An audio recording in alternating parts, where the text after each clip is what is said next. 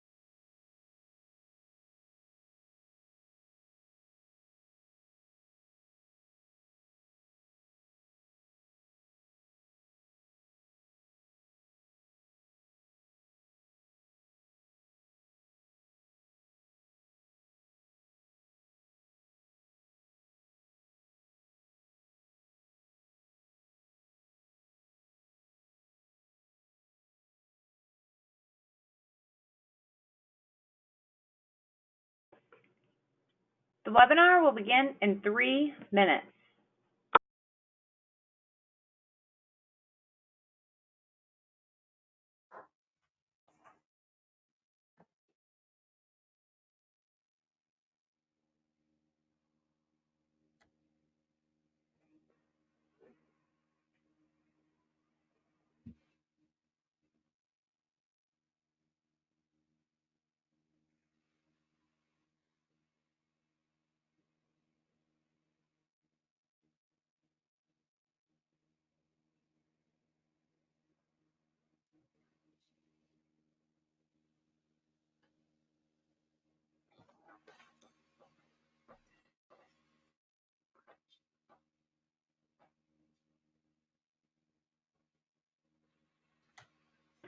The webinar will begin in 2 minutes.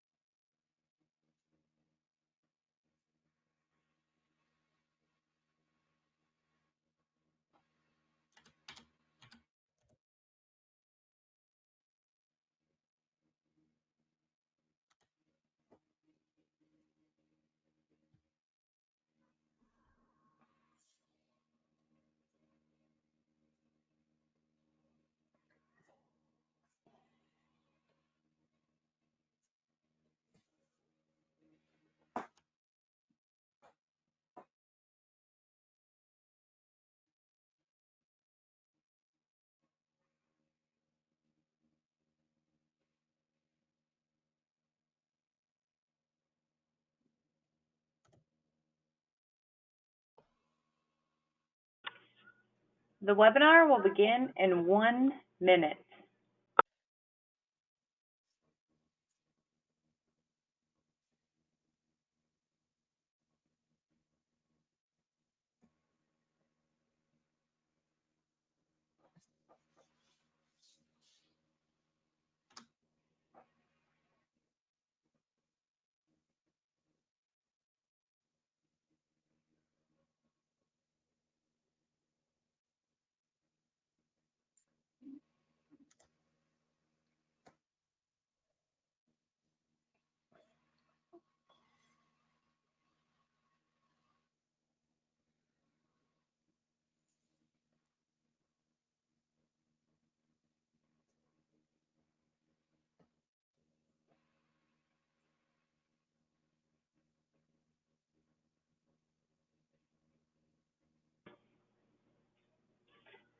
Welcome everyone, and thanks for joining us for today's webinar entitled CARES Act Ambiguities.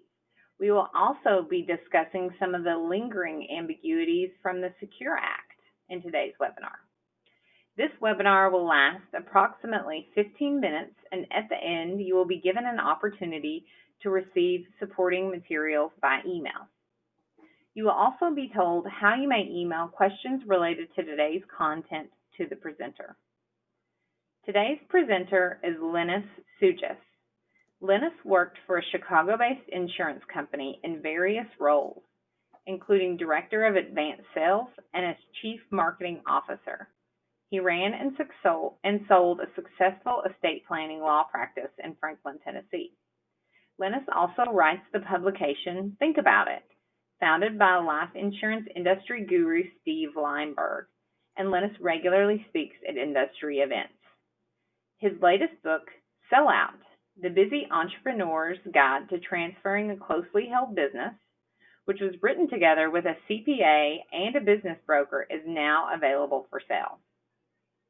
Lennis will draw on his legal, tax, and life insurance background and his practical experience for today's webinar. And here he is. Thanks very much, Jennifer, and welcome everyone. Glad you're here today. We're going to talk about some of the ambiguities that still persist about the CARES Act and also about the Secure Act. There are plenty. Both of those were passed in a bit of a hurry and didn't have all the details worked out. And there are kind of holes in our knowledge of them that I think are important for us to know about as we work with our clients. But before we get into the substance of that and talk about some of the ambiguities, the unclear things, let's talk about what it is that we are going to talk about in July. Let's decide on that. You have three choices: ethical issues with incapacitated clients, dealing with terminal illness, and then the third choice is minors as beneficiaries. We'll open the poll now. We'll ask you to vote for the topic that we will discuss during the July webinar on July 1st. So let's go ahead and open the poll, and if you would vote, please vote now. I'll give you about 30 seconds to do that.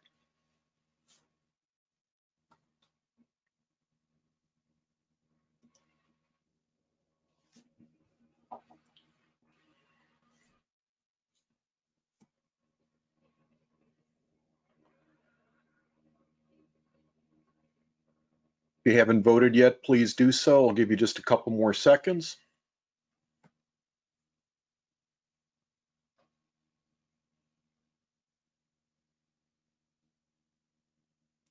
All right, let's go ahead and close the poll, and the topic we'll discuss next month is minors as beneficiaries. Minors as beneficiaries, thank you very much for voting. Thanks for participating in that. So let's go ahead and get started today. Let's start with a brief background of the CARES Act. The CARES Act, it's hard to believe, is a little bit more than 2 months old. So much has happened since then. Obviously passed in response to the COVID-19 situation that has affected all of us, and was designed to really jumpstart the US economy. Had various stimulus provisions, and seemed like that Congress and the President really wanted to make sure that businesses in particular, but also individuals, were equipped to have enough economic resources to not only make it through the difficult time, but also to thrive once the economy opened back up, which a lot of us has seen the beginning of that, the economy opening back up. A lot of it was very specific, but still much of it is ambiguous. And to make matters even more interesting for those of us who are in the financial services business, the CARES Act came on the heels of the Secure Act, which was passed in December, which is a little more than 5 months ago. And the Secure Act had lots of provisions in it that affected our clients and their businesses and our businesses. And some of the information in the Secure Act is not very clear either. And we'll talk about some of that as well. So let's start with the CARES Act ambiguities, the stuff that we get asked about probably more than anything else. The first thing is the Paycheck Protection Program. You may remember when the CARES Act was first passed, Congress and the President authorized about $1/3 trillion in loans, which would be administered by local banks in conjunction with this Small Business Administration, to provide funding to closely held businesses to make payroll and to pay for other expenses. The initial round was almost $350 billion. The second round had added an additional $310 billion to the program. The initial funding was used up pretty quickly. And the great thing about this for business owners is that not only could they borrow money from the Small Business Administration through their local bank, the loans could actually be forgiven if the money was used primarily for payroll.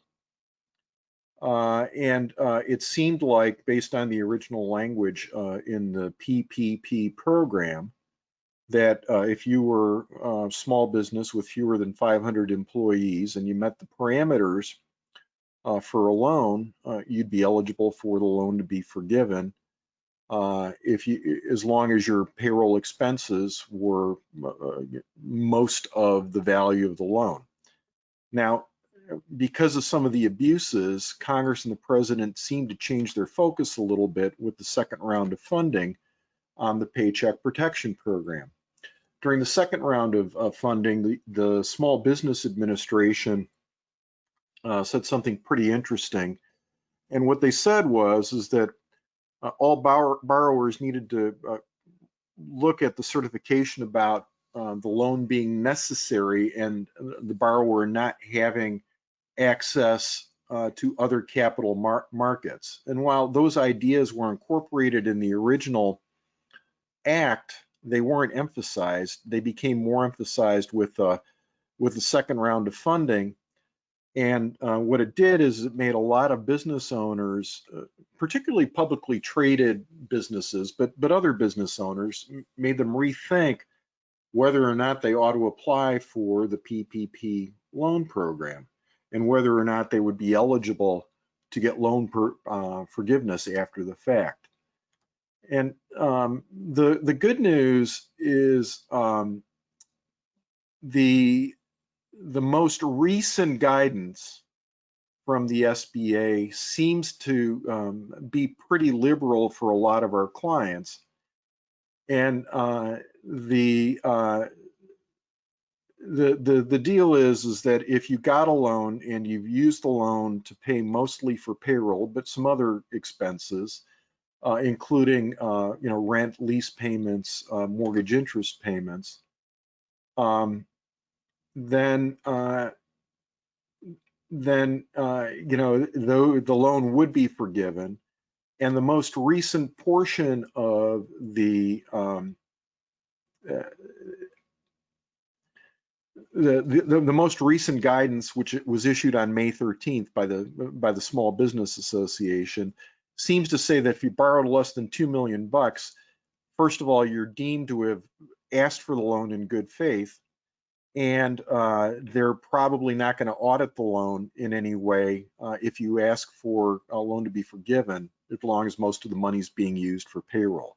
And so the ambiguity seemed to have been resolved for those that have borrowed $2 million or less, unless, of course, the rules change again. If Congress and the president feel like there have been abuses, then it could be up for grabs again. But the good news is that this seems to be, for a lot of our clients, this seems to be less ambiguous than it might have been a few weeks ago.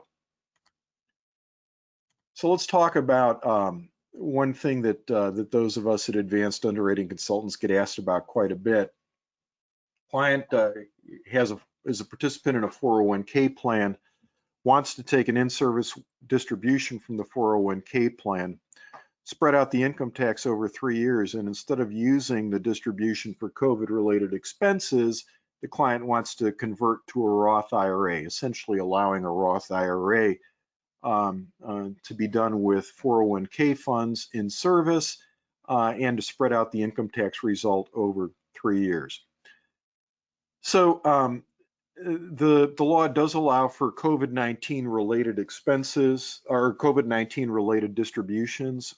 These can be taken from an IRA, or if the plan, the employer plan participates from an employer plan, the maximum amount is $100,000. Employers are not required to do this, but a lot of them are, we hear anecdotally, are allowing for this. The process is pretty straightforward if the individual has been affected by the coronavirus. And so what does that mean? Well, first of all, if somebody caught the disease or a family member got the disease, including spouse or dependent, person who had adverse financial consequences related to COVID-19 as a direct result of being quarantined, being furloughed from a job or laid off from a job, from having work hours reduced, from being unable to work due to a lack of childcare due to COVID-19, having their business that they own closed or reduced hours as a result of COVID-19. And then this one's the kicker. Other factors will be determined later by the Treasury Secretary. So if the client is unable to say for sure that they've met the first of these factors, they might still be eligible for a COVID-19 related distribution and get COVID-19 spread out of the income tax result over 3 years on distributions if they meet factors that have not yet been published by the Treasury Secretary. So we'll have to see exactly how that works out. So there's some things to note here. First of all, there's nothing in the CARES Act that requires the COVID-19 related distribution to be used for COVID-19 expenses.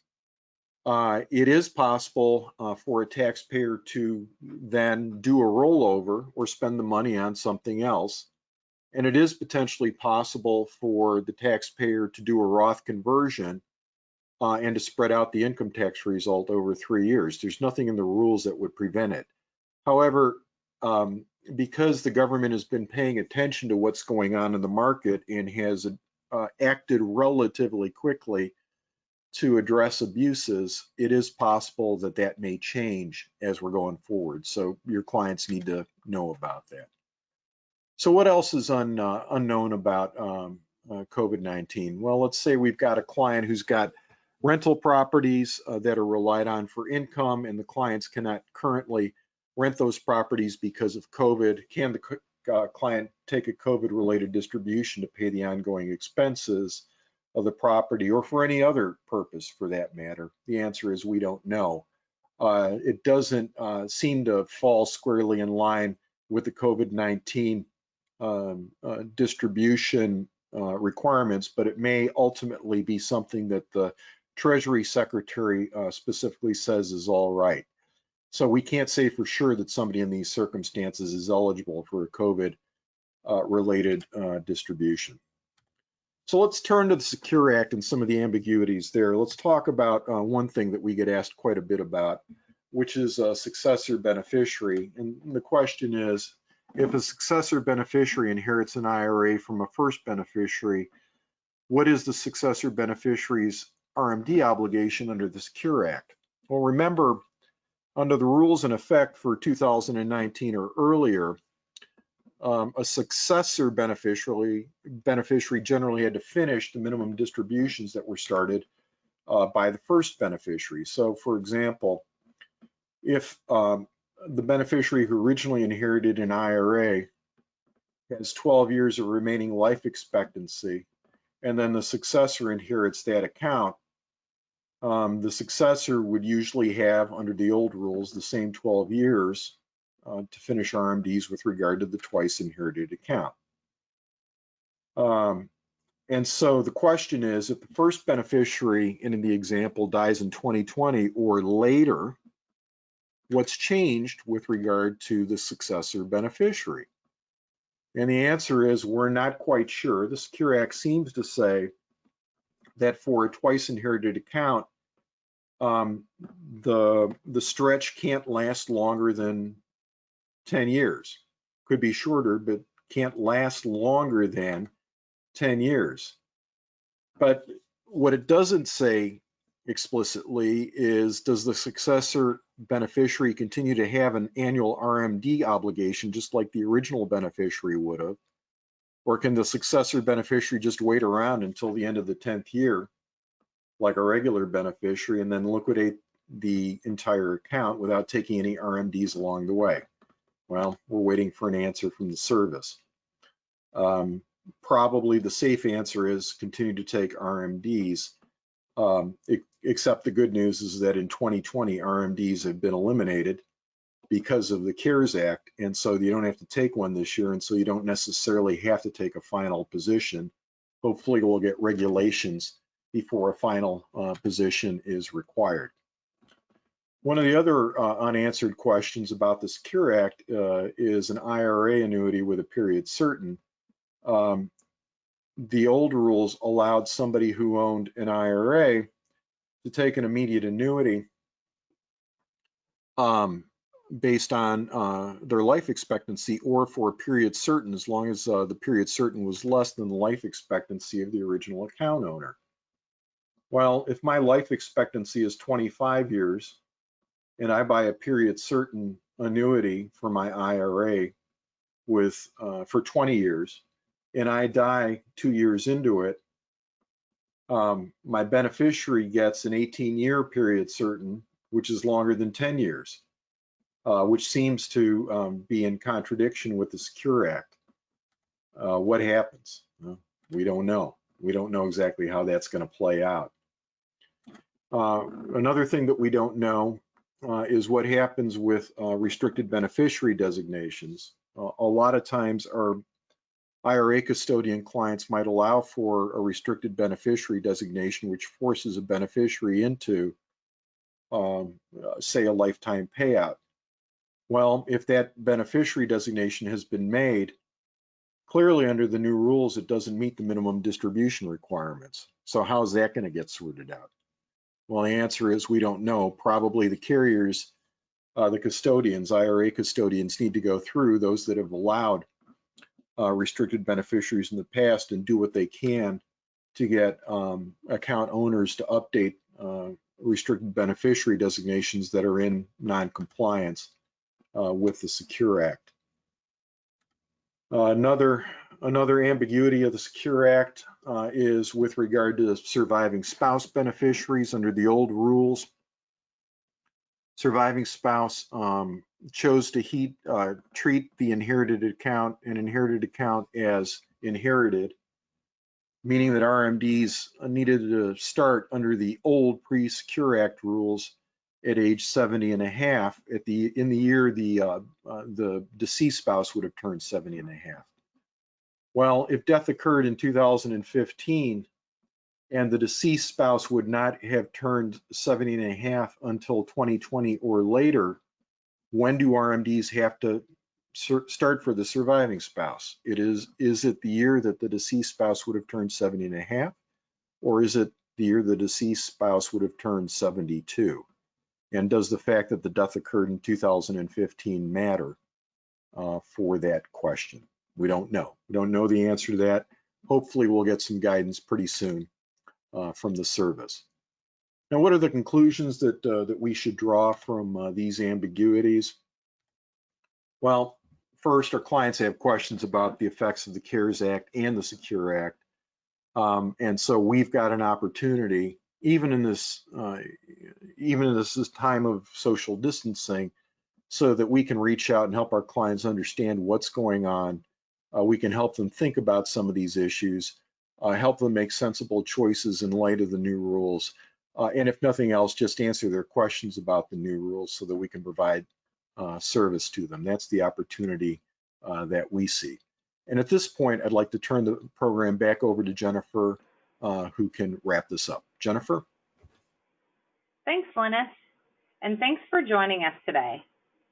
And please join us next month for our webinar on July 1st. As a reminder, if you would like to receive supporting materials, feel welcome to email me at asktheexpert@advancedunderwriting.com. Again, that's asktheexpert@advancedunderwriting.com. You may also email questions related to today's webinar to that email. Finally, for more information about the services that Advanced Underwriting Consultants offer, including phone consultation and newsletter licensing, feel welcome to contact me at 615-224-1291. Again, that's 615-224-1291. And if you like our videos, subscribe to our YouTube channel where we keep all of our videos so you can access them at any time. Thanks again for joining us, and best wishes for continued success.